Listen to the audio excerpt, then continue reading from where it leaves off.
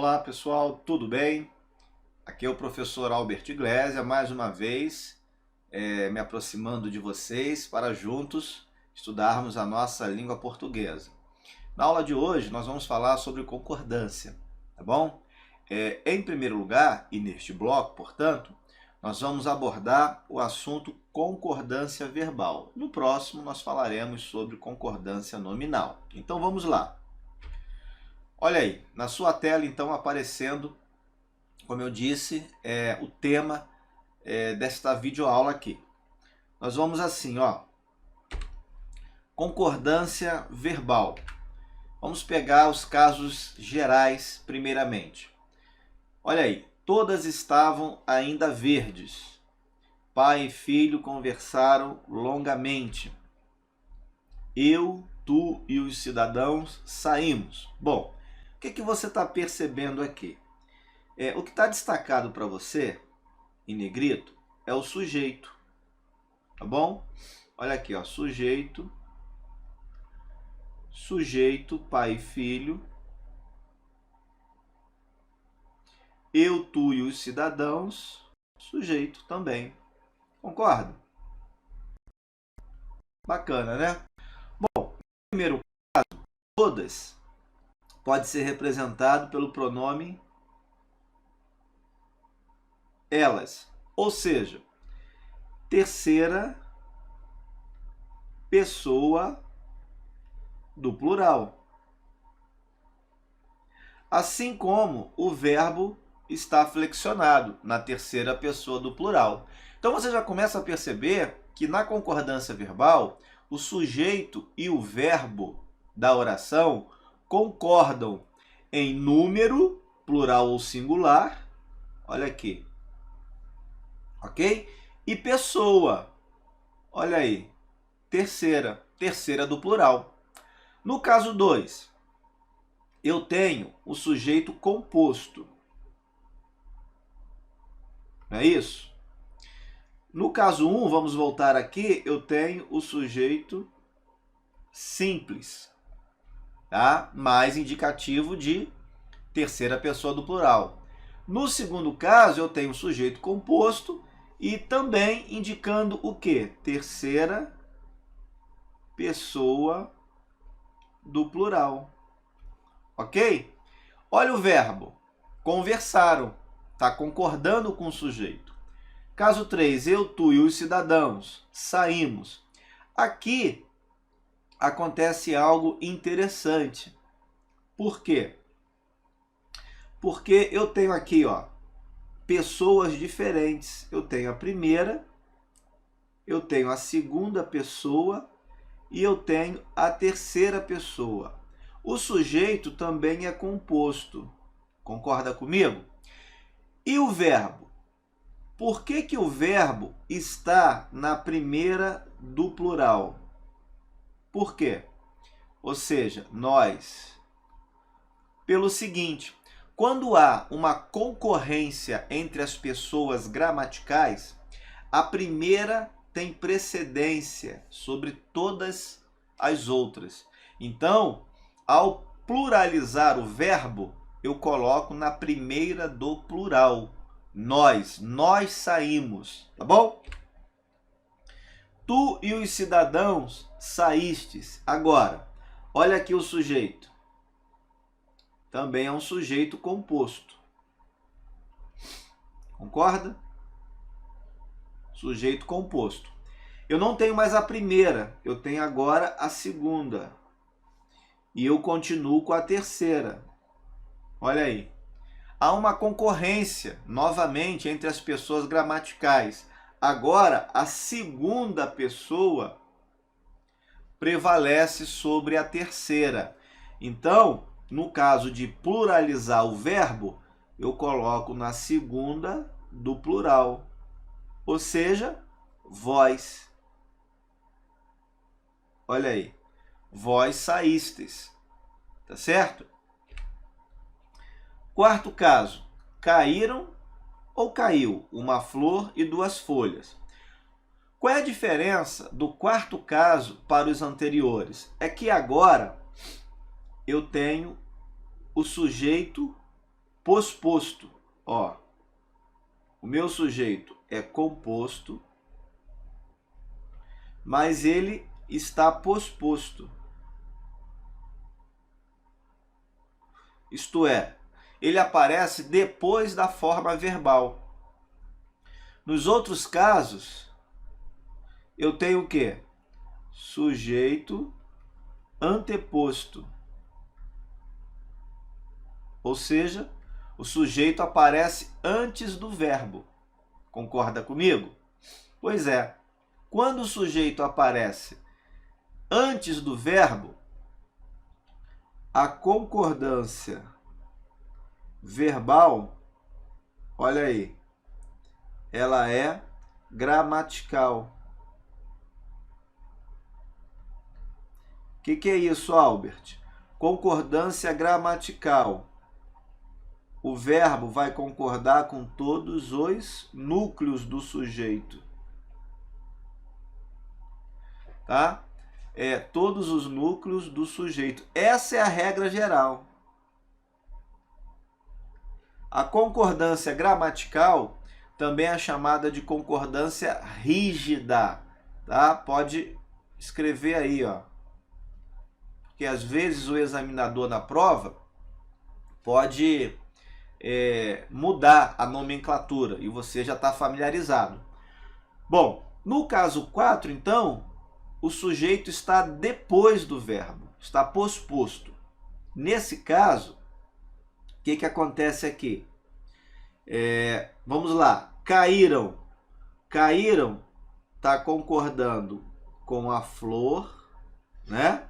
Que é um dos núcleos, e também está concordando com folhas. Olha aí, ó. Tá? Núcleo e núcleo. Então a concordância gramatical, vou botar um N aqui, tá? De núcleo. Olha aí. Pronto, um N de núcleo aqui, ó. Pronto, ficou melhor. Tá bom? Então isso é a concordância gramatical. Agora, existe uma outra possibilidade. O verbo concordar apenas com o núcleo mais próximo. Então, ó, eu já tenho duas possibilidades. Eu tenho a concordância gramatical. Nós acabamos de ver acima. E agora, um conceito novo. A concordância atrativa. Tá? O que é a concordância atrativa, então, Albert? Núcleo mais... Olha aí, anota. Próximo. Tá bom? Núcleo mais próximo. Essa é a concordância atrativa. Tá joia? Saímos ou saí, eu e os amigos. Novamente, o que eu tenho aqui? O sujeito composto. Mais de um núcleo. Repare, ele está posposto. Olha aí. O que eu posso fazer? Sair eu, concordando com o núcleo mais perto, mais próximo, ou saímos. Por que saímos? Primeira do plural. Do plural, primeira do plural, sim. Olha aqui, eu. A primeira pessoa tem precedência sobre todas as outras. Tá joia? Então, por isso que o verbo está conjugado na primeira pessoa do plural. Aqui é a concordância gramatical, ó, com todos os núcleos. Concordância gramatical. Tá bom? E finalmente, olha aí, mais um exemplo. Saístes ou saíste, tu e Pedro. Então vamos lá. Por que saístes, Albert? Concordância gramatical. A segunda pessoa tem precedência, mas o sujeito é composto. Então eu digo o quê? vós. Olha aí, vós. Segunda do plural. Tem precedência. E por que saíste? Saíste vai concordar apenas com tu, que é o núcleo mais próximo, tá? Então aqui a concordância, ó, é atrativa. Tá? E no primeiro caso, a concordância também é gramatical. Ok? Bom, agora nós vamos passar aos casos específicos. Nós saímos dos casos gerais e vamos tratar agora de casos específicos, envolvendo algumas situações bem peculiares, bem particulares. Tá? E a primeira situação é com verbos impessoais. Bom, verbos impessoais, olha aí. Verbos impessoais são aqueles que não têm sujeito. Então, preste atenção. Eles vão ficar na terceira pessoa do singular. Quais são esses verbos?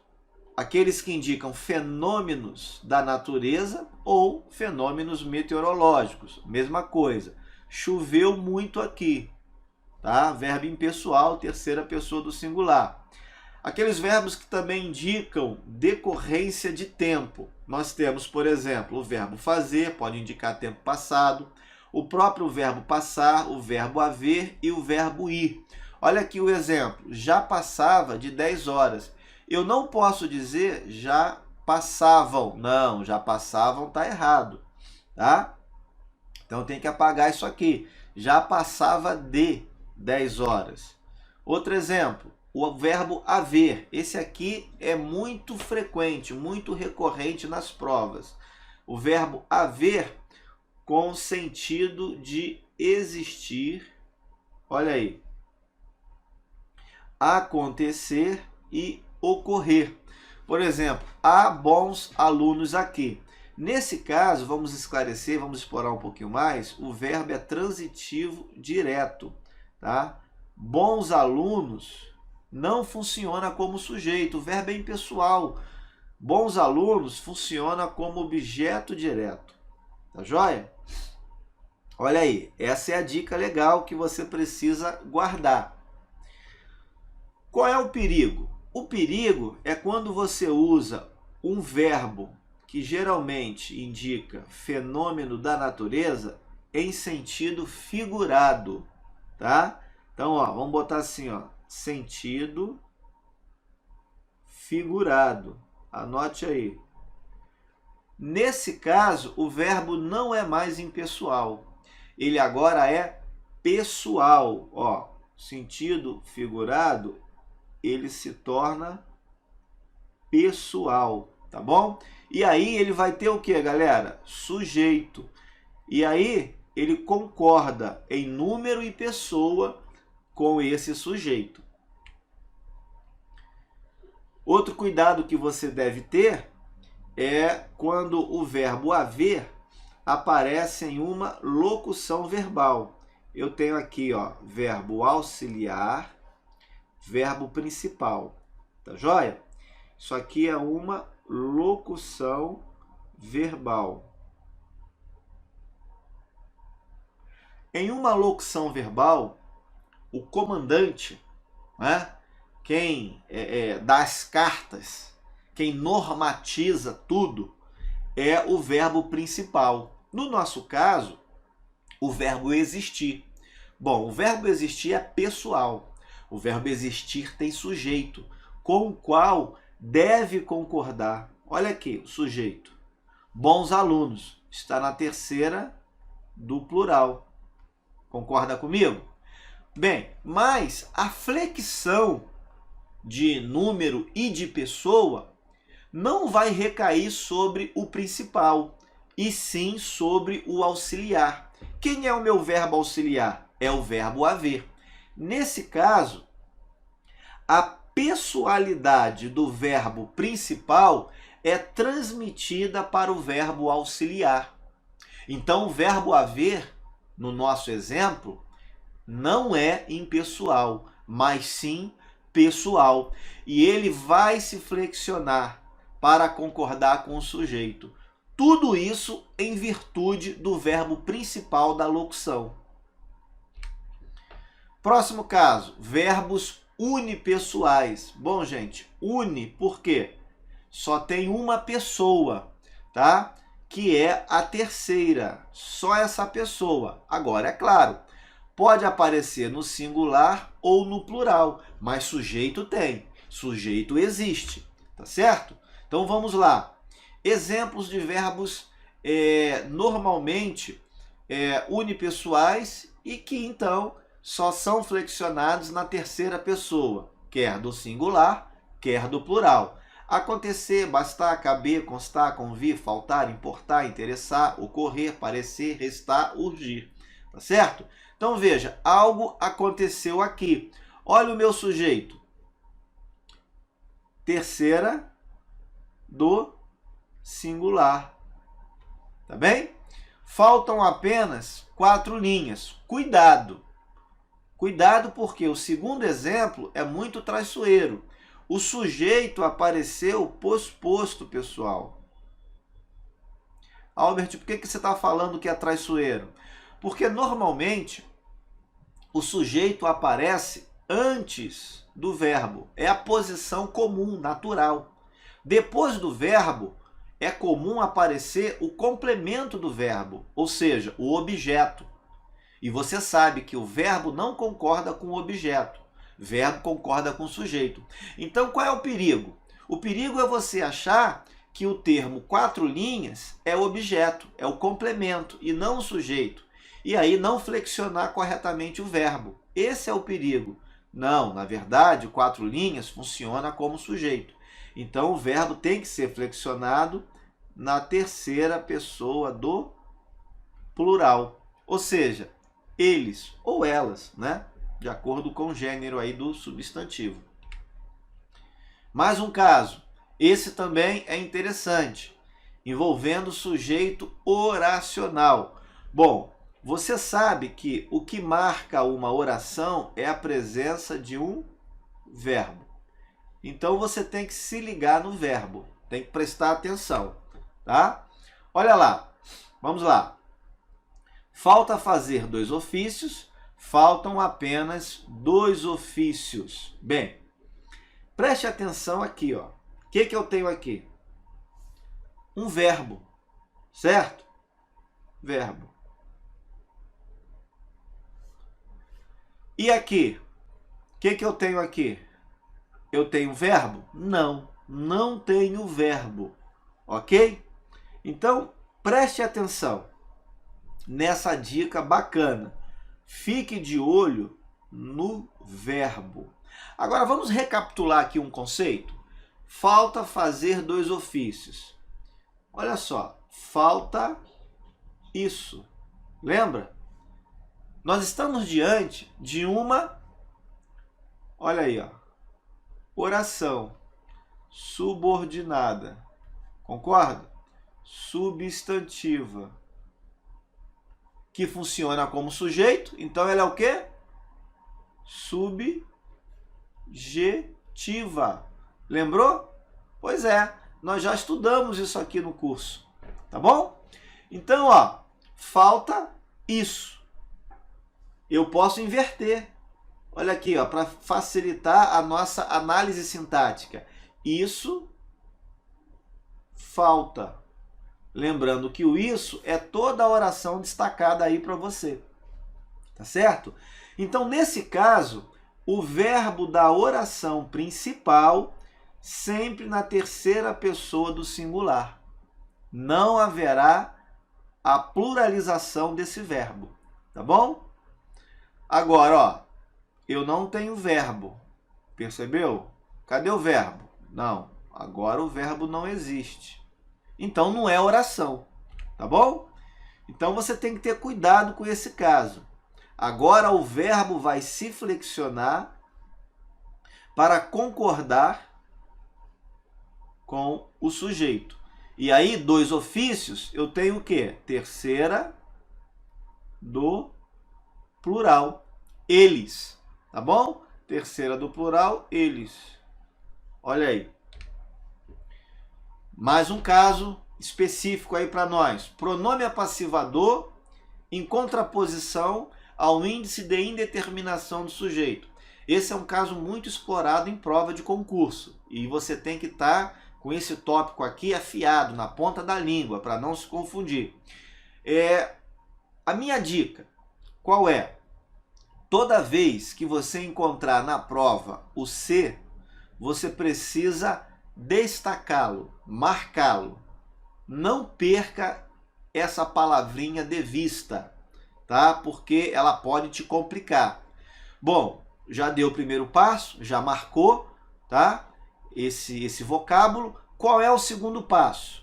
Então, ó, primeiro passo, tá? Primeiro passo, marcar o C. Qual é o segundo passo, Albert? Prestar atenção no verbo que o acompanha. É o segundo passo. Anote aí. Aí sim, depois que você fizer isso, você vai ter melhores condições para analisar a estrutura sintática. Então veja, olha lá. O C, como pronome apassivador, vai acompanhar, como regra geral, um verbo transitivo direto.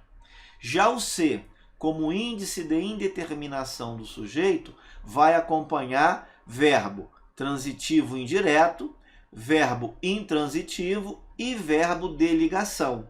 Tá ok? Olha lá. Firmaram-se os acordos. Quem firma, firma algo. O meu verbo é transitivo direto. Significa dizer que o C é um pronome apassivador. Eu vou chamar de PA. Tá? Toda voz passiva tem sujeito determinado na oração, com o qual o verbo deve concordar em número e pessoa. Os acordos, o sujeito está na terceira do plural, ou seja, eles. Olha aí. E o verbo também, firmaram, terceira do plural, tá bom? Agora, olha para o lado. Precisa-se de professores. Quem precisa, precisa de algo. Verbo transitivo indireto. A preposição aqui já denuncia a regência do verbo, tá?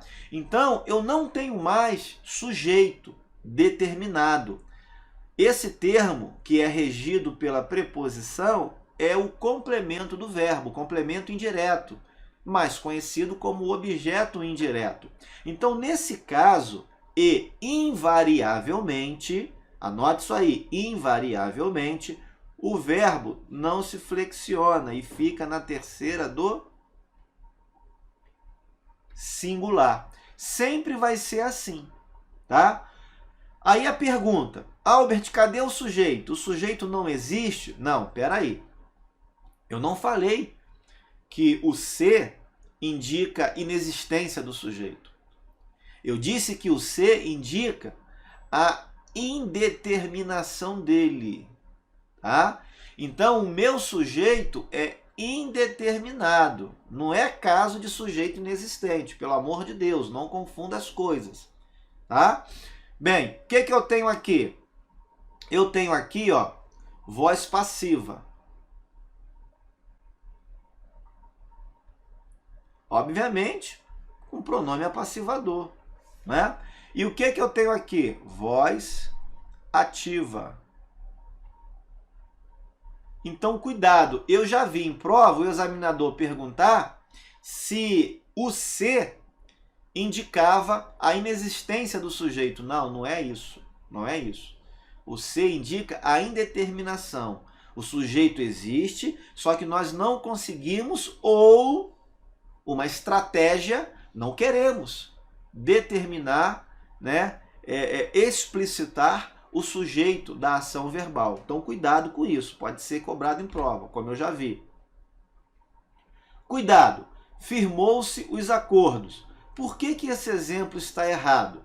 Veja, eu tenho um verbo transitivo direto, acompanhado do C. Isso aqui é um pronome apassivador, a voz é passiva. Toda voz passiva, seja a voz passiva sintética ou pronominal, como é o caso do nosso exemplo, seja a analítica ou verbal, aquela que é construída com uma locução, toda voz passiva tem sujeito determinado, com o qual o verbo deve concordar. Então, por que está errado aqui, ó?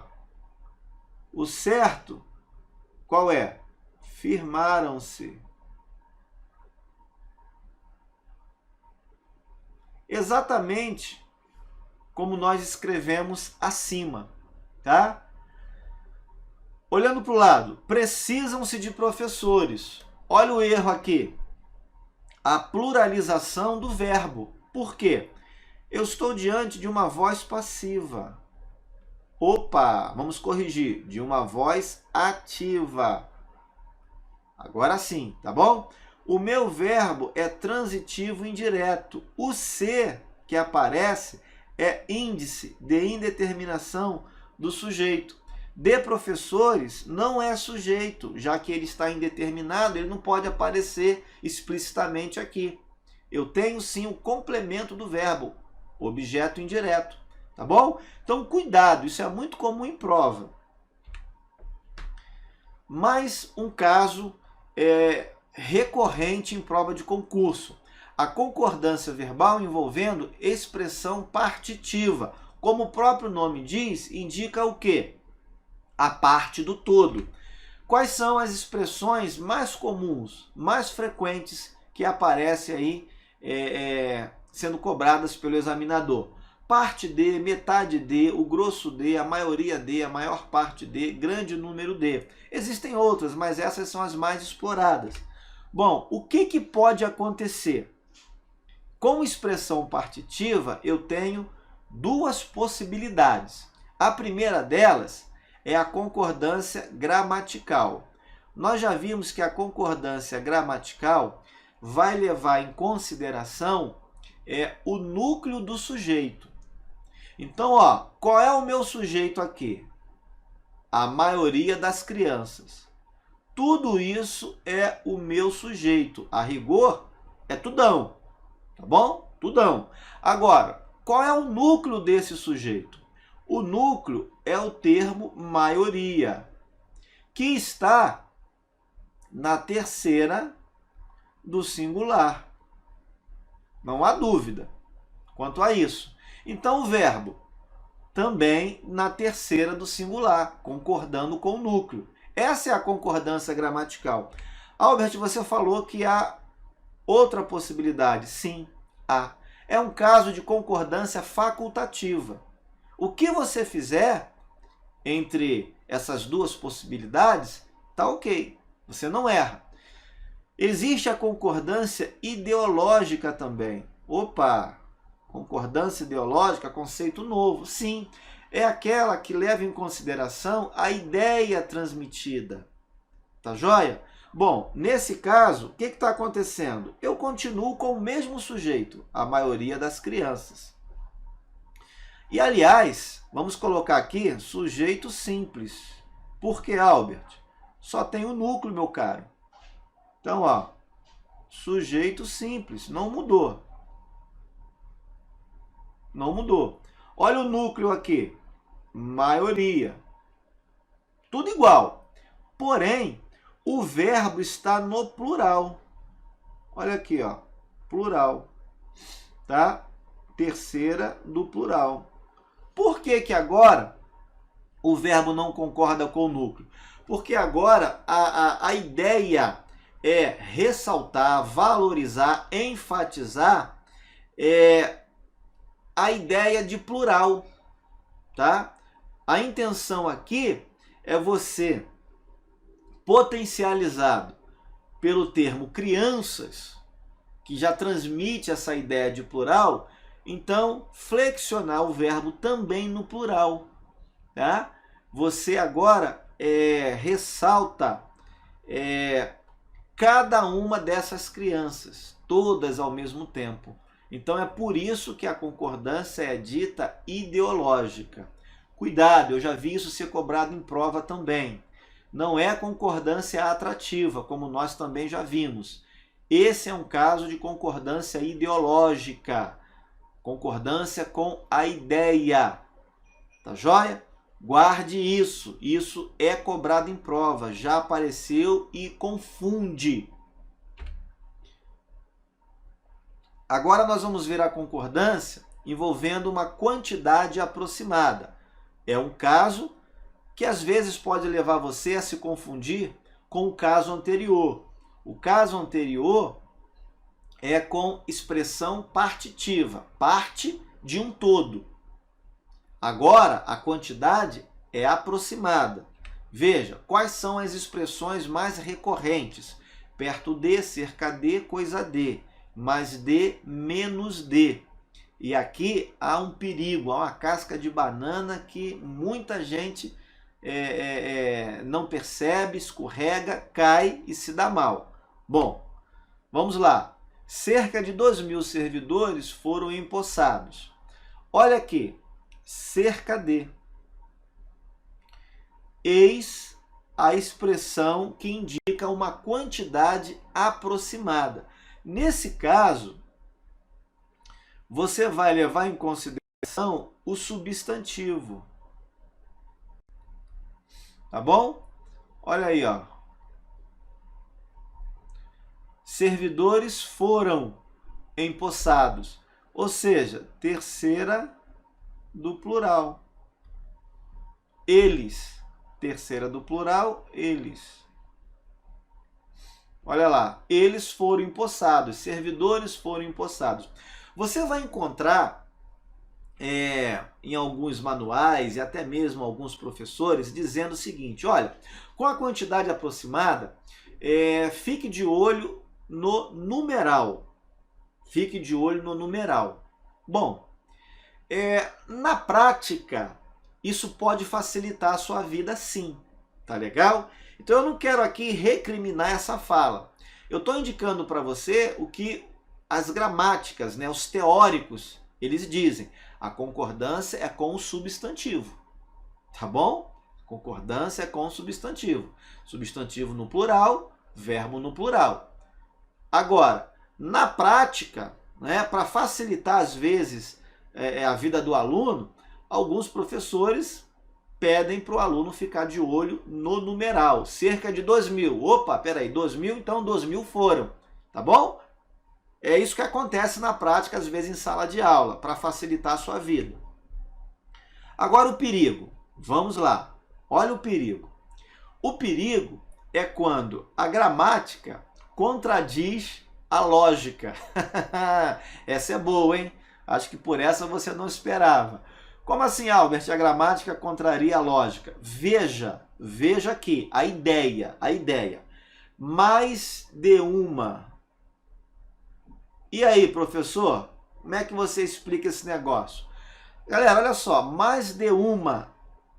A ideia, inegavelmente, é você ter o quê? 2, 3, 4, 5, 6, 10, 15, 20, 30. Concorda comigo? Mais de uma, certo? Então você tem, no mínimo, 2 máquinas. Ok? Essa é a lógica. Aí entra o que eu disse. A gramática contraria a lógica. A sintaxe contrariando a semântica, o sentido. Tá bom? Por quê? Eu reforço. Nós estamos fazendo a concordância com uma expressão que indica a quantidade aproximada. Você tem que concordar não com a ideia que está na sua cabeça agora, mas sim com o substantivo que está expresso ali e que sinaliza para você o núcleo do sujeito, NS, núcleo do sujeito, tá bom? Então, ó, olha a concordância aqui, ó. Terceira do singular. Isso já foi cobrado em prova. Uma questão teórica envolvendo esse conceito. Então você não erra mais, tá joia? Menos de 2 máquinas pararam. De novo, a gramática contrariando a lógica, a sintaxe contrariando a semântica, tá? Menos de 2. Poxa, Albert, pelo amor de Deus, né? Menos de 2, eu tenho o quê? Uma máquina, certo? Bom, presta atenção. Novamente, eu preciso ficar de olho no substantivo, porque ele indica para mim o núcleo do sujeito. Máquinas, plural. Então, o verbo agora na terceira pessoa do plural, ou seja, elas. Poxa, Albert, isso não entra na minha cabeça. Bom, eu sei que é difícil, eu sei que é complicado, tá joia? Mas você precisa entender isso para não se dar mal na prova, tá? Mais de um casal se agrediram. Opa, Albert, e agora? Por que o verbo está no plural? Agora complicou mais ainda. Mais de um casal, ó, núcleo do sujeito está no singular, Albert. Querido, agora sim.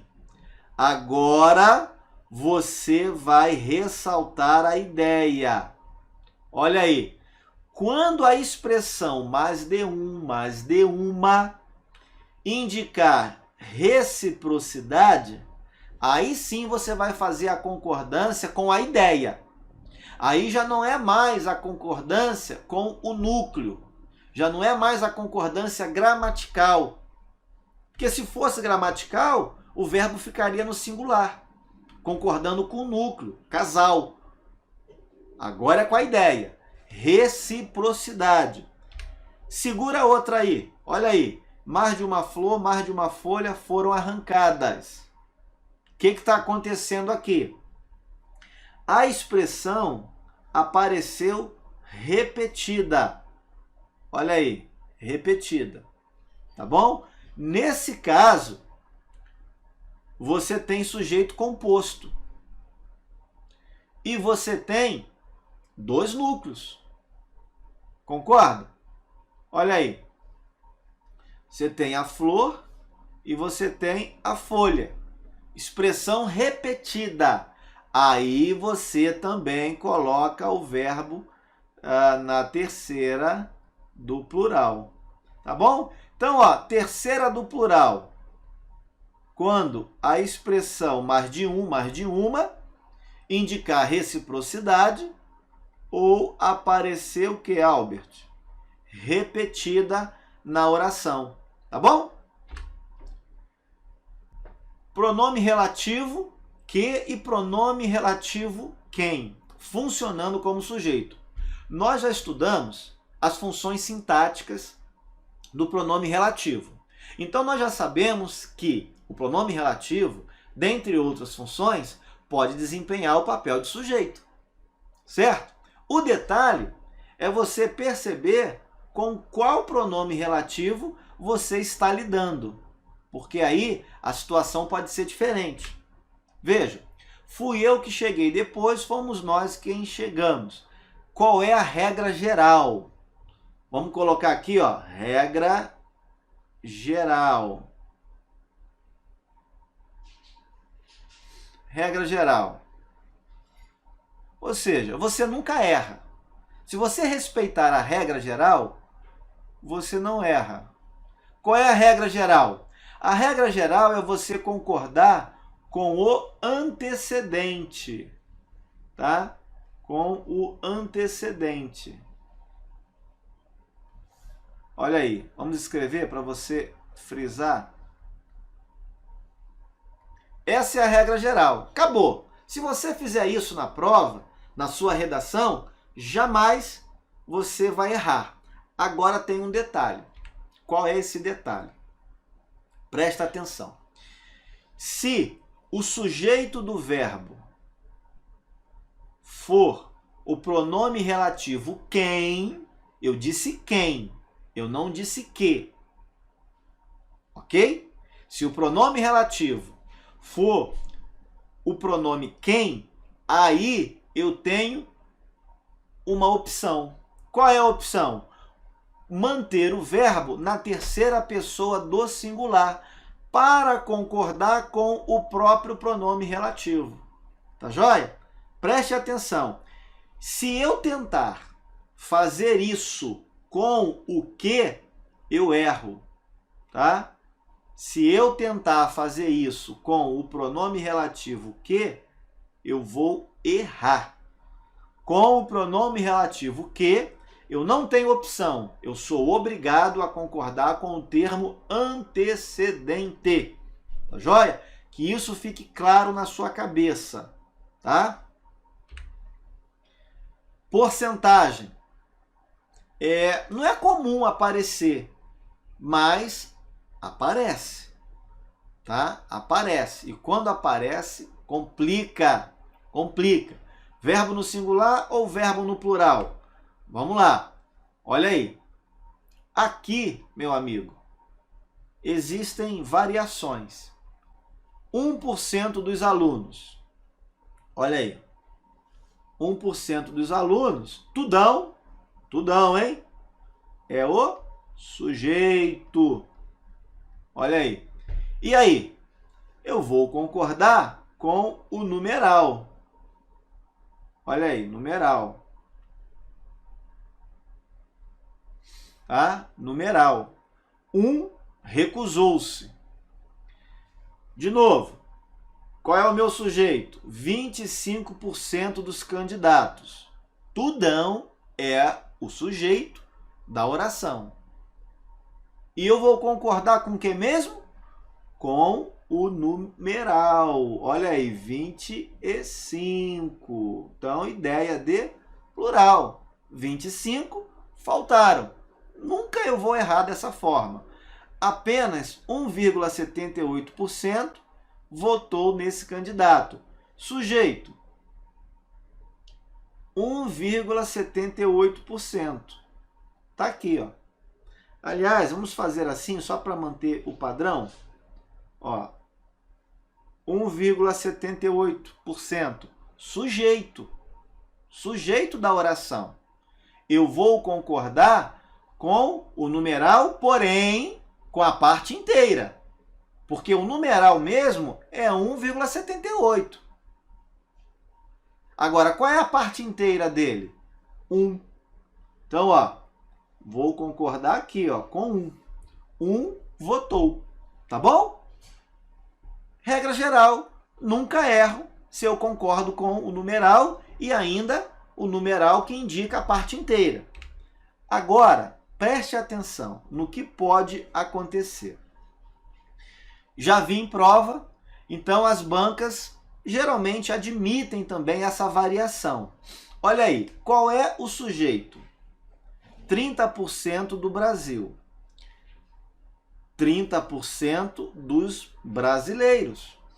Então, eu posso também concordar o verbo com a expressão adjetiva, com a expressão que determina ou especifica essa porcentagem. 30% do Brasil. Brasil está no singular, o que justifica o verbo assistir no singular.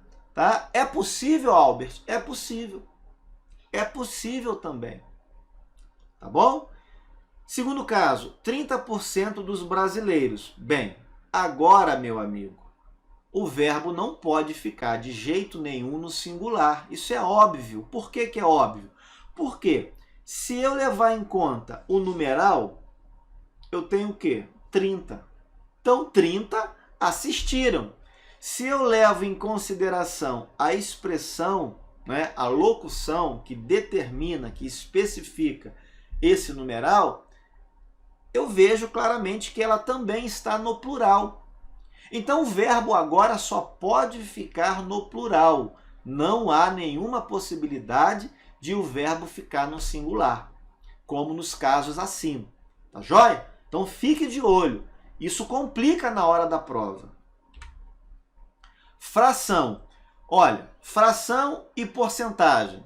Porcentagem, percentagem, dá no mesmo, tá? O fato é que Esses dois casos, fração e porcentagem, são semelhantes. Então, você guardando um, você guarda o outro também. Vamos lá. 1/3 dos alunos foi embora. Sujeito. Sujeito é tudão. 1/3 dos alunos. Vou concordar com o numeral. Olha aqui, ó. E detalhe, o numeral que indica, tá, a parte inteira, ou o numerador. 1/3 é o que, galera? 1/3 é isso aqui, ó. Vamos lembrar? Na matemática, a gente chama isso aqui de numerador. E a gente chama isso aqui de denominador.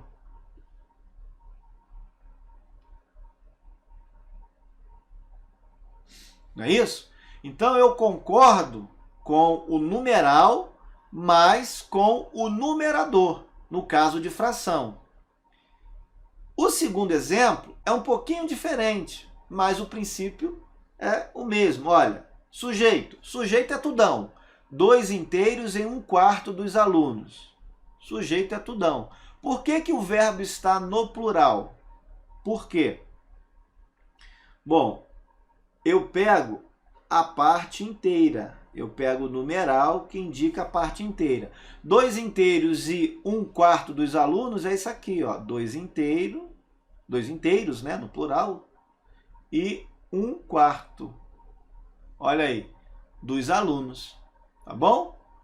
Olha aqui a parte inteira. Se fosse assim, Albert, vamos colocar, né, 1 inteiro e 2/4 dos alunos, concordando com a parte inteira. Então, ó, 1 inteiro e 2/4 dos alunos passou. Olha aí. Viu que legal? Passou, concordando aí com a parte inteira. Beleza? Cuidado! 1/5 dos homens eram de cor escura. Foi o que eu disse. Sujeito, Albert. Sujeito é tudão. 1/5 dos homens. Sujeito. Então, ó, eu tenho 1/5, né, dos homens. Agora, o verbo também pode concordar com a locução que especifica a fração, esse numeral, 1/5, tá? Então, ó, homens eram terceira do plural. Existe essa possibilidade? Existe. Não está errado? Não. As bancas aceitam? Sim, aceitam. Tá? Verbo ser. Aqui está um gargalo. Muita gente se perde na concordância do verbo ser. Por quê? Há momentos em que ele vai para o plural, concordando com o sujeito. Há momentos em que ele vai para o plural, concordando com o predicativo do sujeito. E há momentos em que ele fica no singular, tá? Mesmo sendo impessoal, ele pode também ir para o plural. O verbo ser é impressionante. Então preste atenção em cada caso que eu vou apresentar para você agora. Vamos lá. O que você tem que guardar? Essa ordem de prioridade que eu vou apresentar para você. Em primeiro lugar, a precedência é da pessoa. A pessoa vai prevalecer, tá? Então veja aí, Maria era as esperanças de todos. Eu tenho aqui, ó, vamos dar um corte aqui. E esperanças, né? Eu tenho aqui, ó, o predicativo do sujeito. Regra geral, verbo concorda com o sujeito, tá? Maria, sujeito. E detalhe, o sujeito é pessoa, isso é importante. Agora, querido, presta atenção. Olha lá. Homens, predicativo do sujeito. Por que São não concordou com o mundo? Não concordou. Então vamos apagar aqui, ó. São, na verdade, concordou com homens. Por quê? Porque homens indica pessoa. E mundo, que é o sujeito. O sujeito está aqui, ó. O sujeito, vamos colocar acima, só para manter o padrão. Aqui eu tenho o sujeito. Só que mundo representa o quê? Coisa. Coisa ou objeto, tá bom? Então, a pessoa tem precedência. A pessoa. Segundo caso, na concorrência entre o pronome pessoal e o nome. Nome aqui é qualquer substantivo. Tá? O que eu estou entendendo por nome? Substantivo. Quem tem precedência? O pronome pessoal tem precedência. Olha lá. Os culpados éramos nós. Vamos dar um corte aqui. Cadê o sujeito? Tá aqui, ó. Do lado esquerdo. Nós, predicativo do sujeito. Vou chamar de PS. Você já sabe o que é. O verbo não concordou com o sujeito. Compreendeu? O verbo está na primeira do plural. Concordando com quem? Com o pronome pessoal, que tem precedência sobre o nome, sobre o substantivo. A famosa frase, o Estado sou eu. Vamos dar um corte aqui, ó. O que eu tenho? Sujeito. O que eu tenho aqui? Predicativo do sujeito. Sendo que Estado é o quê? Nome. Estado é nome. Eu, pronome pessoal. O pronome pessoal tem precedência. Então, ó, olha aí a concordância. Então você tem que guardar essas ordens de prioridade envolvendo o verbo ser. Mais um caso aqui. Já é o terceiro. O pronome pessoal ou o nome tem precedência sobre qualquer pronome, sobre os demais pronomes. Então vamos lá. Quem és tu? Ó, vamos dar um corte aqui. O normal seria o verbo concordar com o sujeito. Cadê o sujeito? Está aqui, ó. Cadê o sujeito? Está aqui. Percebeu? Só que tem um detalhe. Quem é pronome pessoal? Não. Quem é pronome indefinido? Indefinido barra interrogativo, tá bom? Tudo. Outro pronome indefinido. Não é pessoal. Então, qual é a precedência? Precedência aqui, ó, galera, ó. Flores, nome. Nome, Albert? Sim. O que eu estou entendendo por nome? Substantivo. Olha aí. Tu é o quê? Tu, vamos colocar aqui, ó, pronome pessoal. Tá? Olha aí, pessoal. Então, fique de olho na precedência. Caso 1, caso 2 e caso 3. Ok?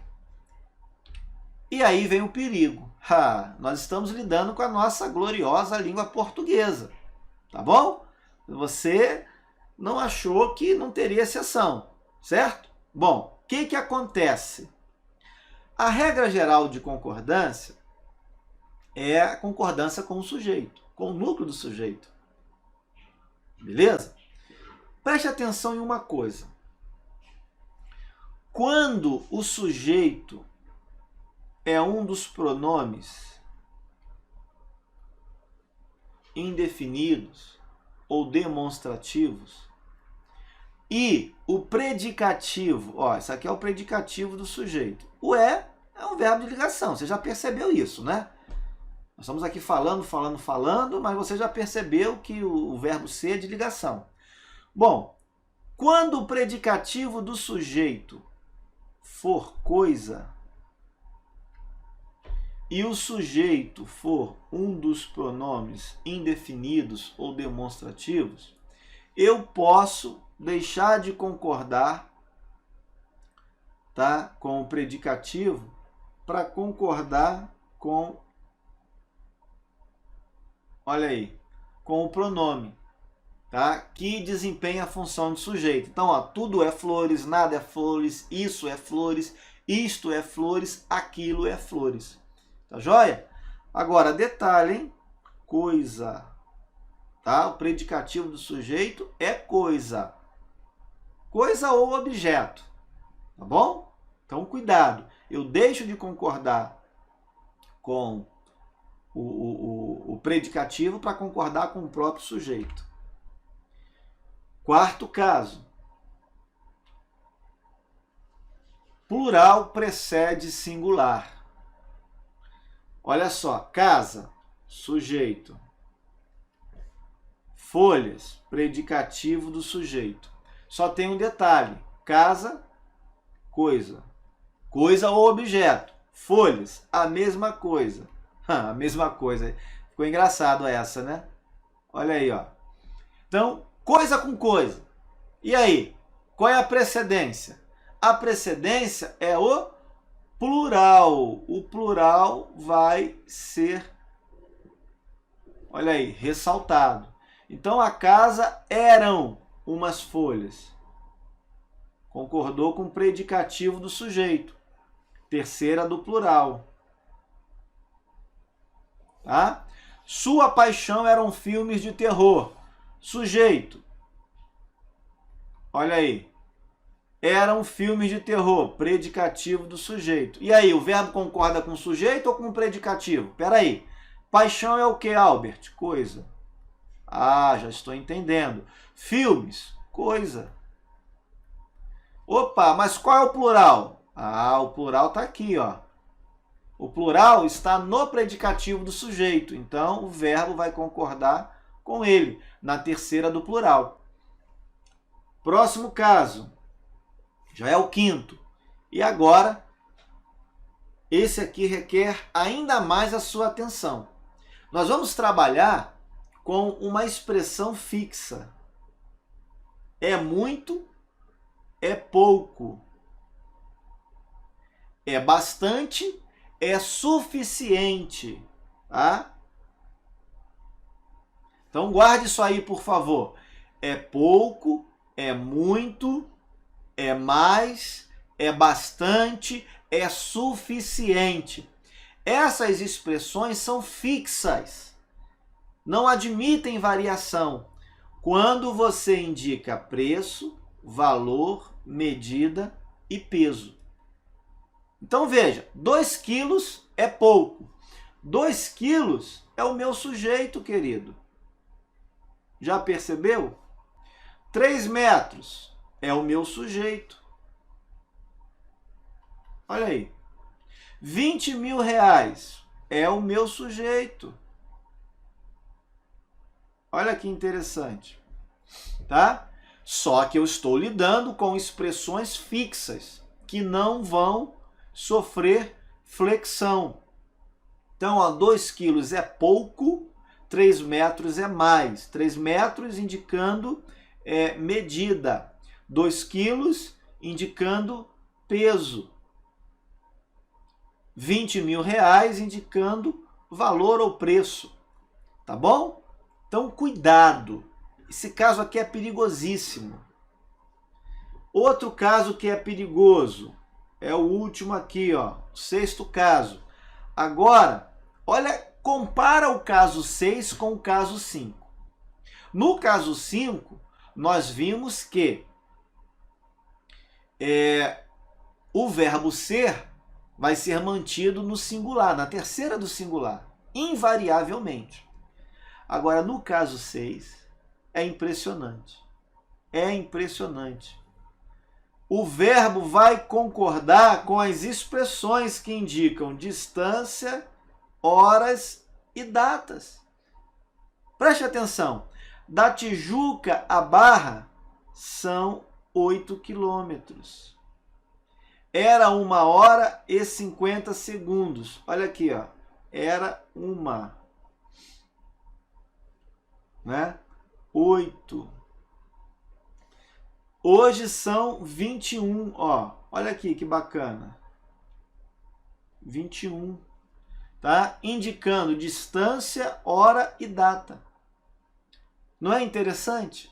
O verbo vai se flexionar, diferentemente do caso acima, do caso número 5. Fique de olho, por favor, para você não errar. Tá bom, pessoal? Muito obrigado e até o nosso próximo bloco, quando a gente então vai continuar aí com o assunto concordância, abordando a concordância nominal. Até lá, galera. Tchau!